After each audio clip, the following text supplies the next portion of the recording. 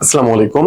তোমরা যারা এবার ফার্স্ট টাইমার ছিলা বাট পরীক্ষা দিয়ে এখনো কোথাও কাঙ্ক্ষিত রেজাল্ট করতে পারো নাই, হয়তোবা পাস করেছো, পজিশন অনেক দূরে, হয়তোবা ফেল করেছো, সামনে জিএসটির জন্য প্রিপারেশন নিচ্ছ এবং তোমরা সিদ্ধান্ত নিতে চাচ্ছ যে আমি কি জিএসটিতে যে কোনো জায়গায় চান্স পেয়ে এখানে পড়বো, নাকি ন্যাশনালি ভর্তি হয়ে যাব, নাকি আমি সেকেন্ড টাইম দেবো। তো এর মধ্যে আমি তাদেরকে স্বাগত জানাই যারা অলরেডি ডিসিশন নিয়ে ফেলছো যে না, প্রথমবার হয় নাই তো কি হয়েছে, আমি অবশ্যই আমার যে যোগ্যতাটা আমি প্রমাণ করবো যে আমি আমি পারি। তো যারা সিদ্ধান্ত নিয়েছে আমি তোমাদেরকে স্বাগত জানাই, তুমি অবশ্যই অবশ্যই নেক্সট এর জন্য ট্রাই করবা।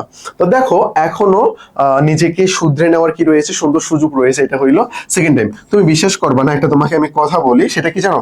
সেটা হইলো সেকেন্ড টাইম যেগুলোতে দেওয়া যায় না, সেকেন্ড টাইম যেগুলোতে দেওয়া যায়, দেখবা এখানকার বেশিরভাগ শিক্ষার্থী কিন্তু সেকেন্ড টাইম থেকে আসে। তার মানে সবাই না, মোটামুটি তুমি যদি একটা ধারণা নাও, অনেক শিক্ষার্থী কিন্তু এখানে সেকেন্ড টাইম এবং তারা টপ পজিশন করে এবার তো দেখছো না, চট্টগ্রাম বিশ্ববিদ্যালয় বিতে টপ থার্ড এর মধ্যে কে একটা ছেলে ছিল, আর কোন ছিল সেকেন্ড টাইমার। মানে বুঝতে পারছো, 3 মার্ক নেগেটিভ কাটার পরেও সেকেন্ড টাইমার হয়ে টপ করছে। তো তুমি কেন পারবা না?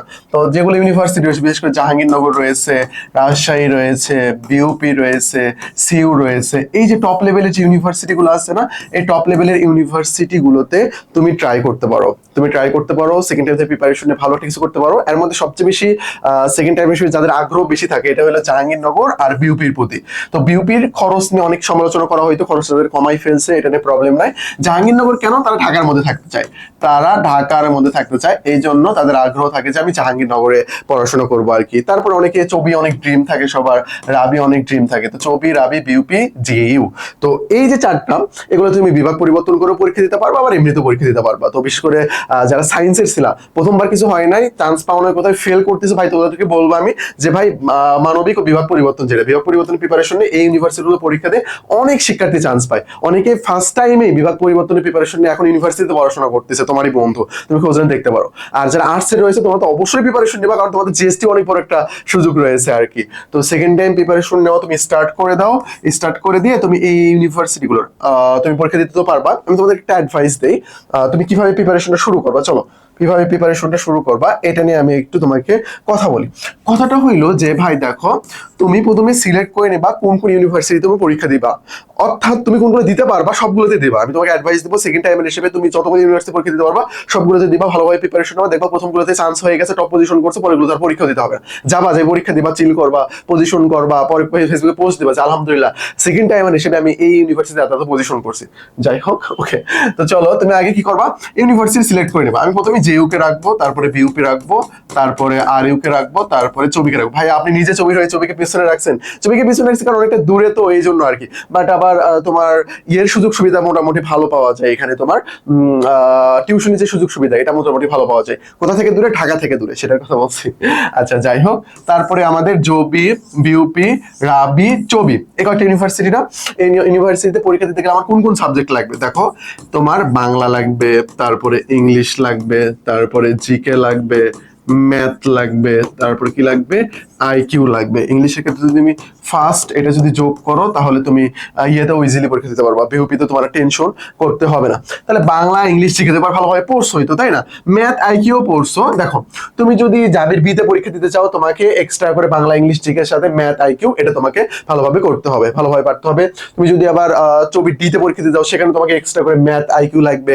এখন কি হচ্ছে জানো, এখন যে কোনো ইউনিভার্সিটি, বিউপির কথাই যদি বলি, সরি রাবির কথাই যদি বলি, রাবির জিকেতেও কি করা হয়, ম্যাথ করা হয়। তারপর চবির জিকেতেও ম্যাথ থেকে কোশ্চেন করা হয়, বিতে তারা কিন্তু করে ফেলছে। তো আমি বলবো যে ম্যাথ আইকিউ তুমি বিগত কোশ্চেন একটু অ্যানালাইসিস করবা। ভাই ম্যাথ আইকিউ থেকে ভয় পাওয়ার কোনো দরকার নাই, আমি নিজেও অনেক ভয় পাইতাম, ভয় পাওয়ার কোনো দরকার নেই। অ্যাডমিশনের নির্দিষ্ট কিছু টপিকস রয়েছে যেখান থেকে ঘুরে ফিরে বারবার কোশ্চেন করা হয়, তো এই টপিকস গুলো তুমি যদি ভালোভাবে ক্লিয়ার করে নাও, ছোটখাটো বিষয়গুলো, তাহলে তুমি ইজিলি কভার করতে পারবা। টপিকস নিয়ে আমরা অ্যানালাইসিস করবো, কোনো সমস্যা নেই। তাহলে দেখো ভাই, তুমি সিদ্ধান্ত নিয়ে নাও যে তোমাকে শুধরাতে হবে, তুমি নিজেকে শুধরাই নিবা যে না, যা করার করছি, চান্স পাই নাই তো কি হয়েছে, আমার হাতে এখনো সুযোগ রয়েছে, আমি এখনো ভালোভাবে ট্রাই করবো, আমাকে অবশ্যই অবশ্যই পেতে হবে চান্স।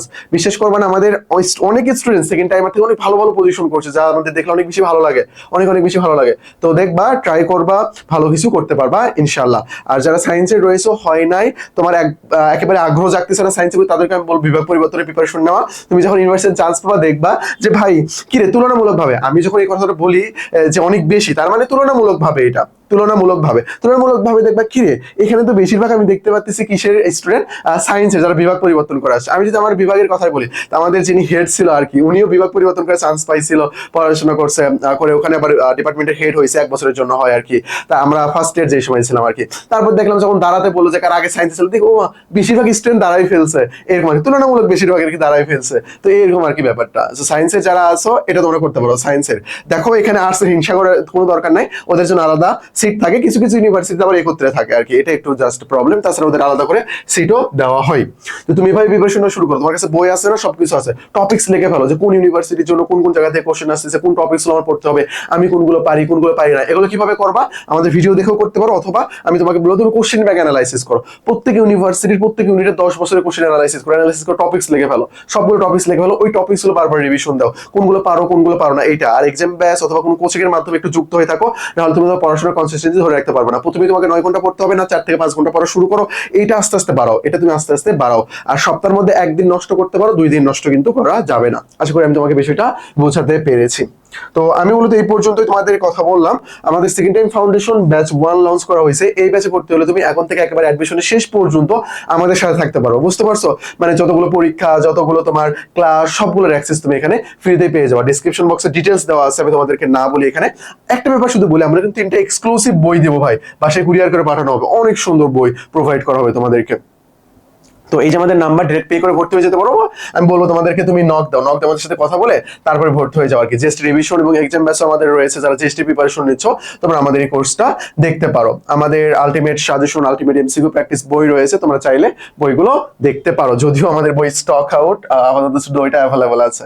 আচ্ছা, তারপরে আমাদের ফ্রি ক্লাস রয়েছে ইংরেজির, তোমরা এই যে নাম্বারটা রয়েছে, নাম্বারে নক দিলে তোমরা ফ্রি এই ক্লাসগুলো পেয়ে যাবা। এই যে আমাদের নাম্বার, এই নাম্বারে নক দিয়ে তুমি আমাদের কাছ থেকে ফ্রি ক্লাস নিতে পারবা। চ্যানেলটা সাবস্ক্রাইব করে বইলো যে ভাইয়া চ্যানেল সাবস্ক্রাইব করছে, আমাদের ক্লাসগুলো একটু দিয়ে দেন।